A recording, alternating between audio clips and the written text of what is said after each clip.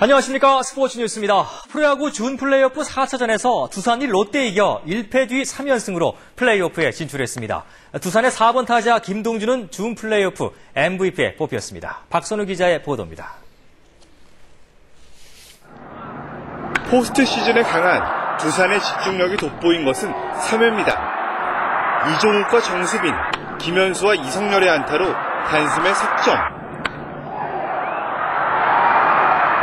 조성환의 실책으로 한 점 더 달아난 뒤 용덕한이 3타점 2루타를 터뜨렸습니다.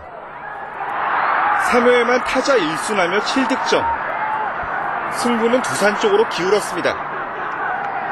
9대5로 이긴 두산은 3승 1패로 3년 연속 플레이오프 무대에 나서게 됐습니다. 1차전에서 지고도 플레이오프에 오른 최초의 팀으로 기록됐습니다. 준 플레이오프는 여기서 끝났고 다시 이제 서울로 올라가서 플레이오프에 또 준비해가지고 또 좋은 경기를 보여드릴 수 있도록 그렇게 노력하겠습니다. 준 플레이오프 4경기에서 만루 홈런을 포함해 6안타 7타점을 올린 김동준은 최우수 선수로 뽑혔습니다.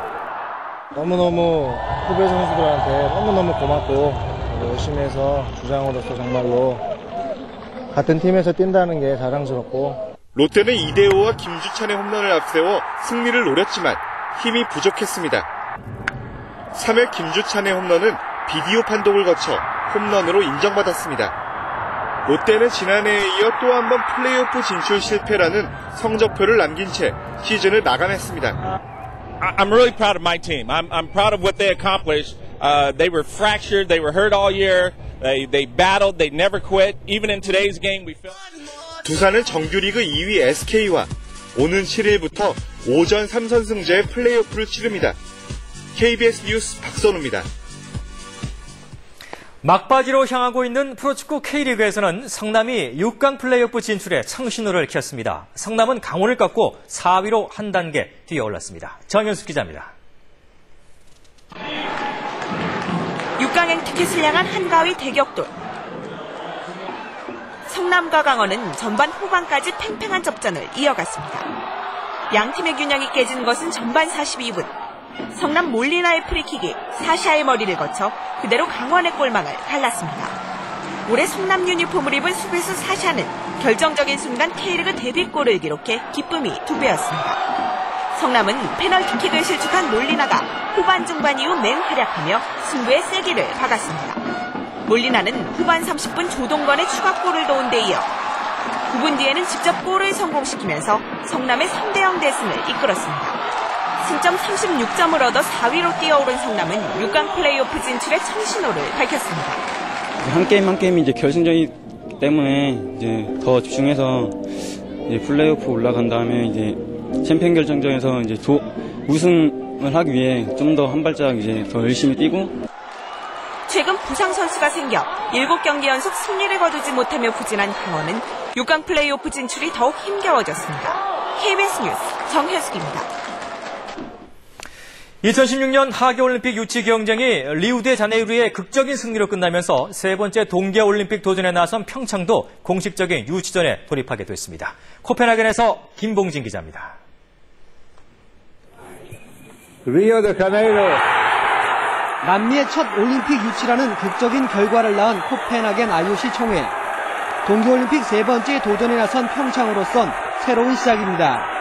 평창은 먼저 이번 결정에 따른 이해 득실과 세계 스포츠계의 흐름 파악에 나섰습니다.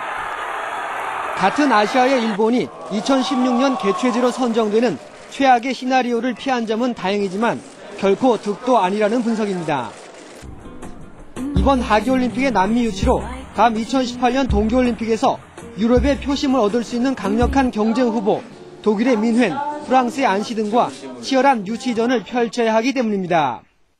체계적이고 조직적으로 준비해서 반드시 평창 올림픽 캠페인이 성공적으로 될 수 있도록 최대한 노력을 다하겠습니다. 올림픽 회의를 위해 코펜하겐을 찾은 강영중 세계 배드민턴 연맹 회장과 조정호 세계 태권도 연맹 총재 등도 국제기구 회장들과의 만남을 통해 평창에 힘을 보탤 계획입니다. 이번 총회를 계기로 평창은 다음 남아공 총회까지 남은 2년 동안 올림픽 개최지 선정을 위해 총력전을 펼칠 예정입니다. 코펜하겐에서 KBS 뉴스 김봉진입니다.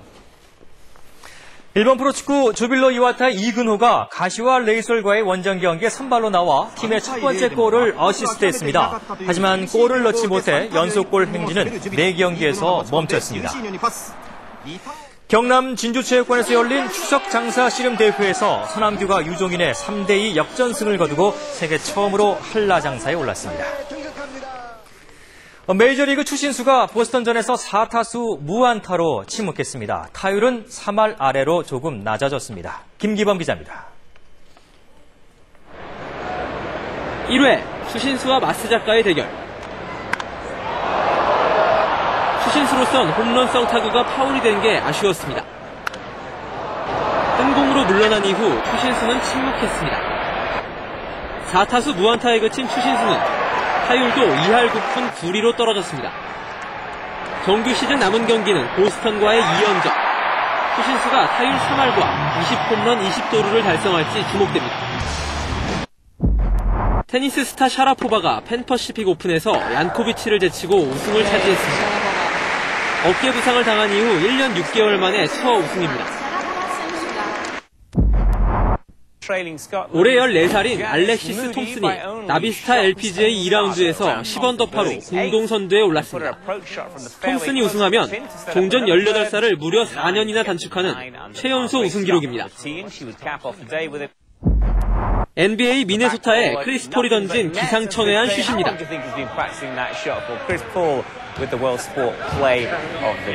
KBS 뉴스 김기범입니다.